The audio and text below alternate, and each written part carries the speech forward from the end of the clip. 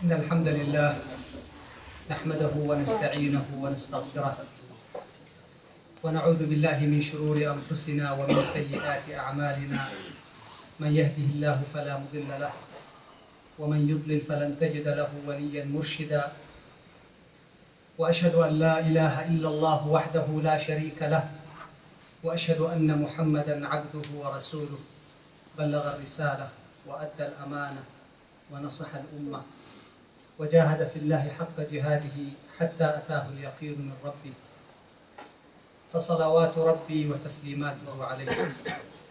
أما بعد فإن أصدق الحديث كتاب الله تعالى وخير الهدي هدي محمد صلى الله عليه وسلم وشر الأمور محدثاتها وكل محدثة بدعة وكل بدعة ضلالة وكل ضلالة في النار أجارني الله وإياكم من النار ومما يقرب إليها من قول أو عمل. Dear brothers and sisters, I was happy this week to see many Muslims participating in the caucus, in the politics, in the local politics that was going on, to elect delegates for the parties. And I was happy because if we don't get involved in politics and in putting the right people in the right position, or at least putting the least evil, we are going to be affected by the politics. And many of our problems, whether here in this country, within our community, or even within the Muslim Ummah, most of the problem that you see around you, if you look around and just see failure or see disaster or you see problem, human right violation, all these things, and you try to go to the source that causes that problem, you will find it is in the leadership. And this is in every level, whether it is politics, whether it is economy, whether it is social aspect. Always at the end, the ball go to the leadership. Someone, somewhere, dropped the ball and did not do the right things. That's why people are suffering. That's why it's important that we take care of or we understand the importance of leadership everywhere. Because through leadership, you can change things. And through leadership, you can influence and you can have an impact. And the highest the leadership is, the more and the highest impact it has on people.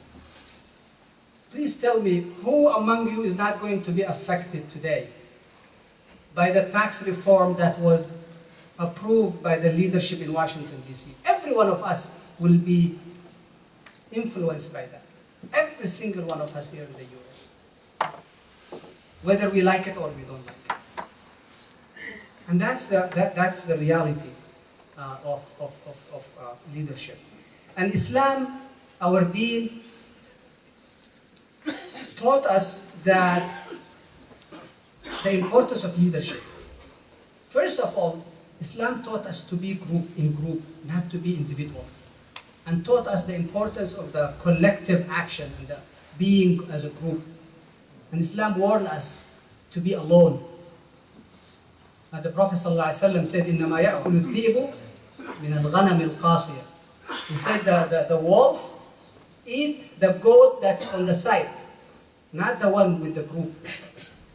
And Islam asks us, whenever we are in a group, to also to have a leader. Even subhanallah, even if three Muslims are traveling, the Prophet ﷺ asked us to choose Amir among those three. Just for a trip, maybe you have a trip for fun or a trip for business, or you are three and more. The Prophet ﷺ asked us to choose Amir, to select Amir, a leader to that group. so that things go smoothly. Because leadership bring order, bring efficiency, and prevent chaos. Not only this, but Islam even teach us in a daily basis and train us how to be a good leader and how to be a good follower also. And this is in Salat al-Jama'ah. Right now we are going to pray together. And every day we pray 5 times. And we have Jama'ah, and we have Imam, who is the leader. And in that process of Salat al-Jama'ah, Islam actually teaches us the most important things about leadership. In Salat al-Jama'ah, Islam teaches us that the Imam or the leader has to be from us, approved by us. That's why the Prophet ﷺ said, "Man amma qawman wa hum lahu karihun, lam tuqbal lahu salat 40 يعني يوما أو كما قال الحديث." يعني if somebody by force he want to be the Imam, his salat is not going to be accepted. So that means it is teaching us that the leader has to be from the group. It also teaches us another lesson, another important leadership lesson, which is if the leader make a mistake, you don't follow blindly. You have to correct him. If the Imam make a mistake while reading Quran, do we keep silent or we correct? We correct. If somebody make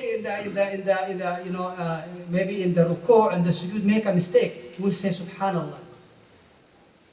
That teaches us to apply this also in life. It's not only the salah, but Allah is training us every single day, 5 times a day.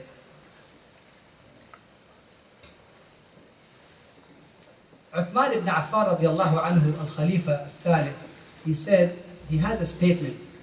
He said, "Inna Allah la yaza'u bis-sultan ma la yaza'u bil-Quran." Inna Allah la yaza'u bis-sultan ma la yaza'u bil-Quran. Said that Allah deterred with power, with sultan, with leadership, more than deterred through Quran. Because Quran is written and the values are there, but not everyone is going to follow that. But if there is no law enforcement, if there is no leadership, if there is no power, sometimes even the good things you cannot apply. That's why how important is leadership. But to have a good leadership, you have to have a good leader. And we all look for good leaders. And I think especially within the Muslim community, if you ask anybody about the problems that's going on everywhere, in Somalia or in Palestine or in anywhere, and they will tell you, we have a problem of leadership. We have a problem in our leaders. And it was interesting for me, I was reading a book about leadership called The Leadership Challenge. And there was a study made asking people, what is the most characteristic that you look in your leader? What is the characteristic, the things that you need in your leader? And they asked this question for the last 35 years in different sectors, whether in military, whether in business, whether in organization, and in different continents, different people, different background. And for the last 35 years, they have been accumulating the answers of the people. And it was amazing to know what people chose. They put all the answers together and they saw what is the highest characteristic that scored the highest that people chose in leaders.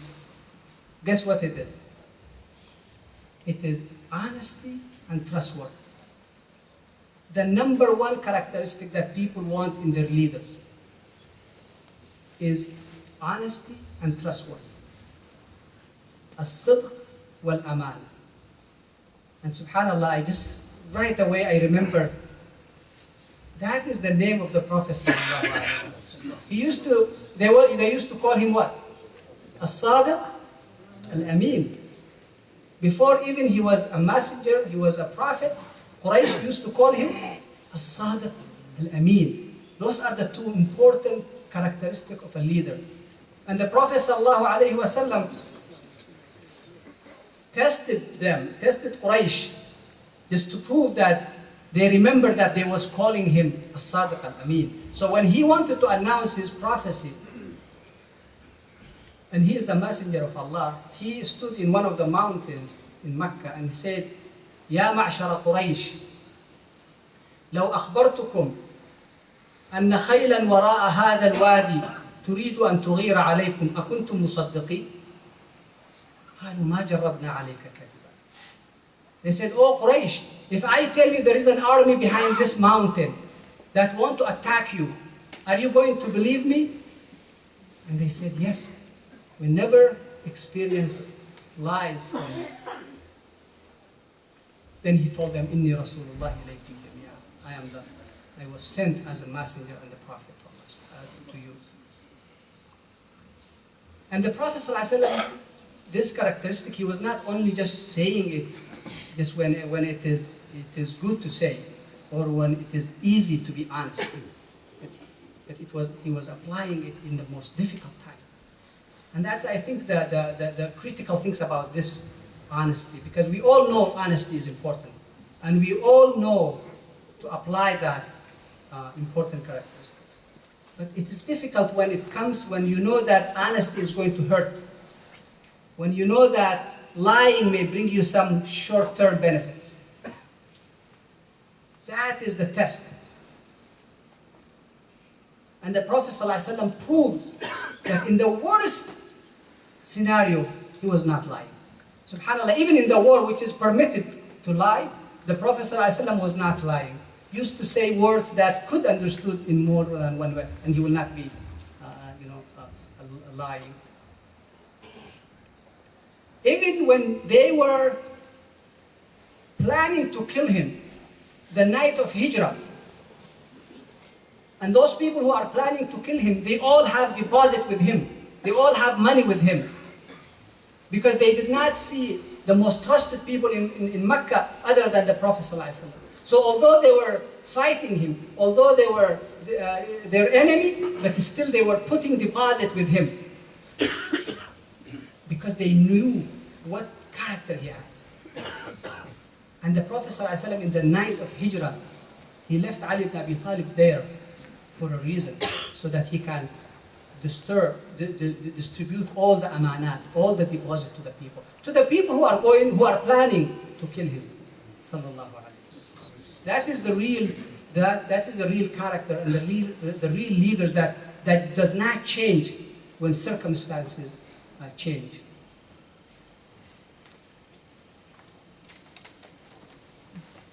And that's why no wonder one of his name Michael Hart, he wrote a book called the 100 most influential people in history. He wrote a book and he went to the history and gathered all the greatest people in history from Adam alayhi salam till the time of the book. And then he chose 100 among all the greatest in the history. And then he sorted those 100 people. And although he's not Muslim, he put the Prophet Muhammad ﷺ as number one. And he said in his book, he said, some people may be amazed by this choice. But he said, I put him number one because he was supremely successful in both the religious and the secular aspect. So the Prophet ﷺ was not successful in a specific thing. Like if the warrior will be very successful as a person who have expertise in war. Newton will be a scientist. He is a great person, but in scientist. But maybe if you see other part of his life, he may not be successful. But the Prophet ﷺ, he proved to be successful in all aspects of life. That's why he chose him. And the number one characteristic of the Prophet ﷺ was also as-Sadiq al-Amin. Why this is important? Why this characteristic is important, dear brothers and sisters? Because if the leaders is not honest, and you there is no trust between the followers and the leader. And if there is no trust, you cannot have a peace of mind as a follower or somebody who are following this leader. We as an individual, when we want to, if we have gas station, if we have grocery, and we want to put somebody, we always choose for this characteristic, am I right? We want the most trusted person and the most honest person. But if we do that in our grocery and a gas station, how we choose a person for a country, to run a whole country, or a whole region, or as an Islamic center, or any type of leadership, how you put somebody based on this from my clan, or this is from my tribe, or this is from my region, or this is from my nationality, or any type of favorism, and then after that we complain that things are not going well. أقول قولي هذا وأستغفر الله العظيم لي ولكم فاستغفروه إنه هو الغفور.